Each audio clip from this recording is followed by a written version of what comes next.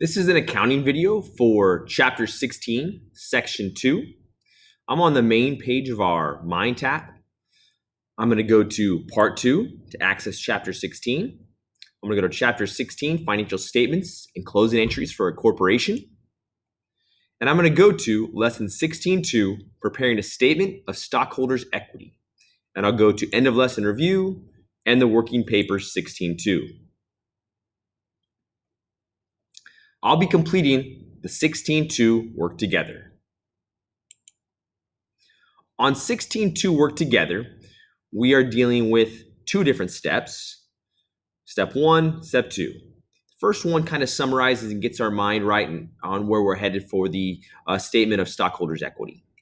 Statement of stockholders' equity has two major sections: the capital stocked and the retained earnings. Information for a statement of stockholders' equity is taken from more than one source. The first one here, the amounts for the capital stock section are obtained from which source? Check all that apply. The only source that this is going to come from is our general ledger. Then, the amounts for the retained earnings section are obtained from which source?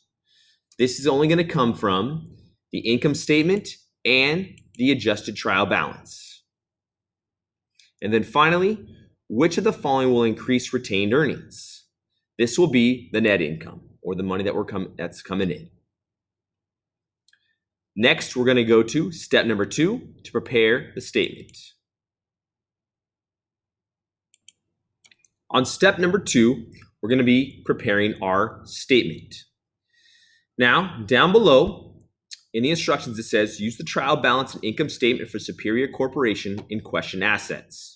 So we have both our adjusted trial balance, and then we also have our income statement that we created from 16.1.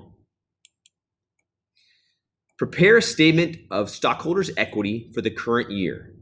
As of January 1st, Superior Corporation had issued 8,000 shares of stock with a par value of $10 per share. This is enough information to get us started. So on top here, we'll go ahead and record the company's name, Superior Corporation. Then this document is called a Statement of Stockholders' Equity.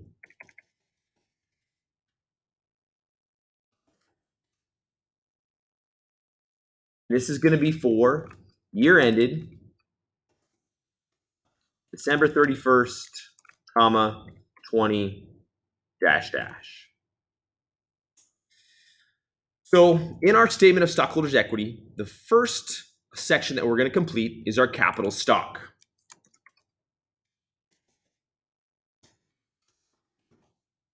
Now, our par value, as it says in the instructions, is $10.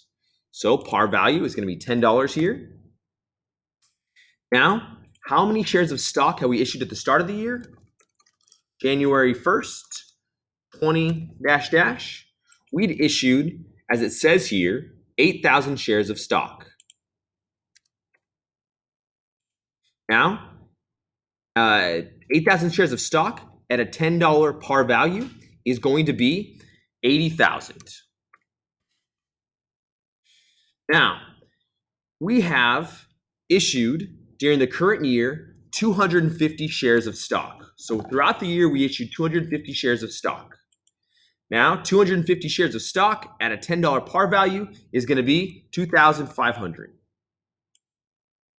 So at the end of the year, our balance on December 31st, 20 dash is going to be a total of 8,250 shares. And we can add 80,000 plus 2,500 together to give us $82,500 in shares of stock. So that takes care of our capital stock section as of the statement of stockholders' equity. The next section we've got is the retained earnings.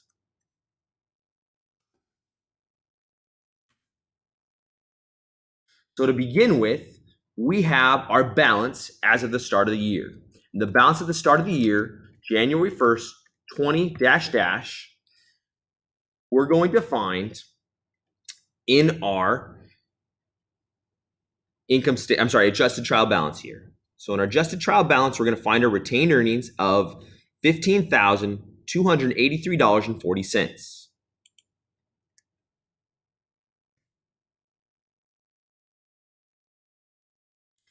So at the start of the year, that's how much in earnings that we had. So now the next thing we have to figure out is what our net income is after federal income tax. And we're going to find our net income after federal income tax in our income statement. So in our income statement here, we're going to find our federal income after federal tax to be $73,148.80.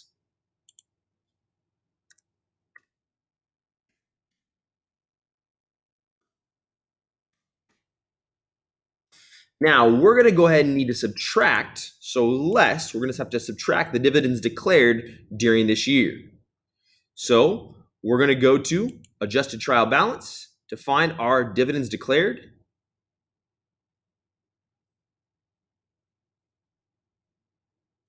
And that is going to be $12,000.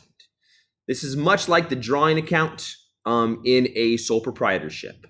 So we're going to take our earnings minus our drawing in a sole proprietorship. And in this case, we're going to take our net income after federal income tax expense minus our dividends, which are $12,000.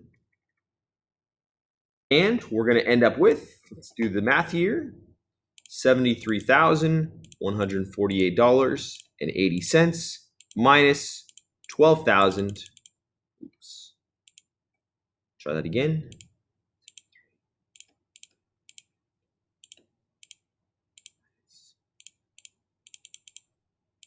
And that gives us $61,148.80.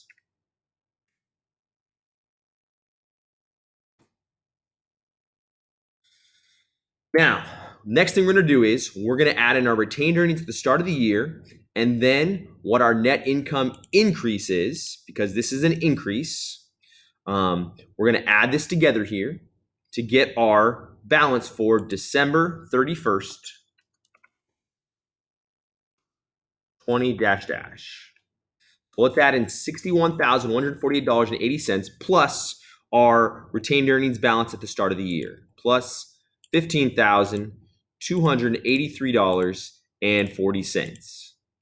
And that gives us $76,432.20.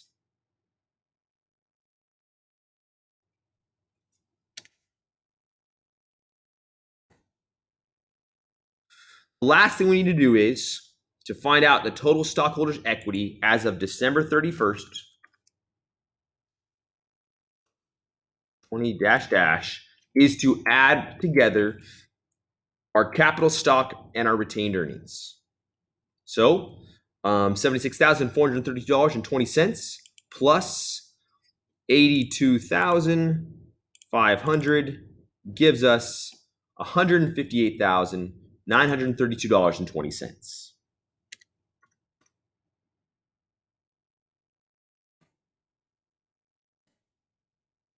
And that is going to be the statement of stockholders' equity for Superior Corporation for the year ended on December 31st.